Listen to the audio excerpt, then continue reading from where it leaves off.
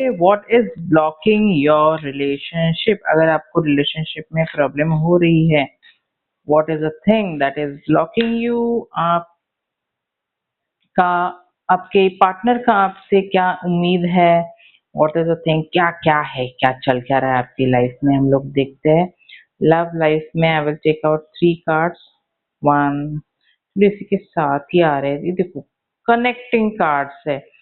सभी कार्ड्स बोल रहे हैं मुझे ले लो, मुझे ले लो, मुझे ले लो। सो लेट अस सी क्या क्या चल रहा है। फर्स्ट कार्ड है टू रिस्क। आप रिस्क ले रही हो, feel it's not worth the risk but opening your heart is a risk worth taking. देखते बाकी के कार्ड्स है तो I will just be able to take you. Paint up the anger. देखिए आप किसी से नाराज है। एडिक्शन,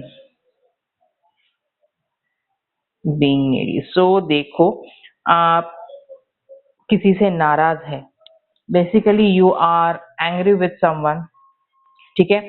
और ये जो है, ये इंसान जो है वो, that person is like an addiction to you. इसके बगैर आप रह नहीं सकते। You need that person. पर अगर आप थोड़ा ना ईगो भी लेके बैठे हो, यू फील कि अरे वापस से मैं उस पर्सन के पास जाऊंगा या उस पर्सन के पास जाऊंगी तो इट विल बी वापस से वो मुझे हर्ट कर देगा। But you are, see, anger भी है, that other person is also hurt, he or she is also angry, but you both are in love with each other, you both are each other addiction। दोनों एक दूसरे के addiction हो, दोनों एक दूसरे को चाहते हो, एक दूसरे की जरूरत है। बट आपका जो ईगो है वो बीच में आ रहा है।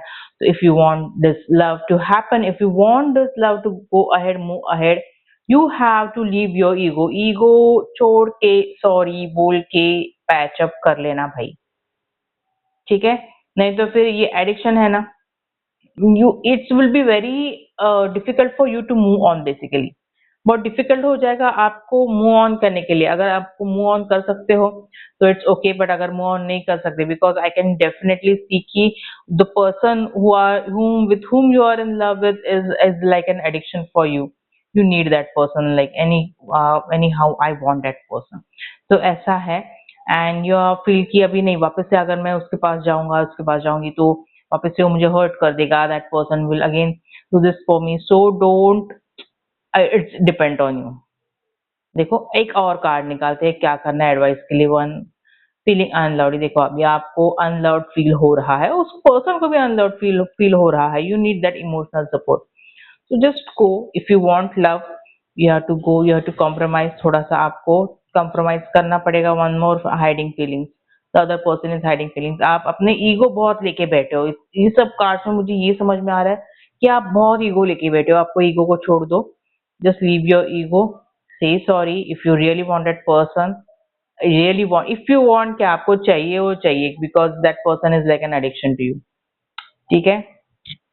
So get up and say sorry, और जो भी है पैचअप कर लो, ठीक है।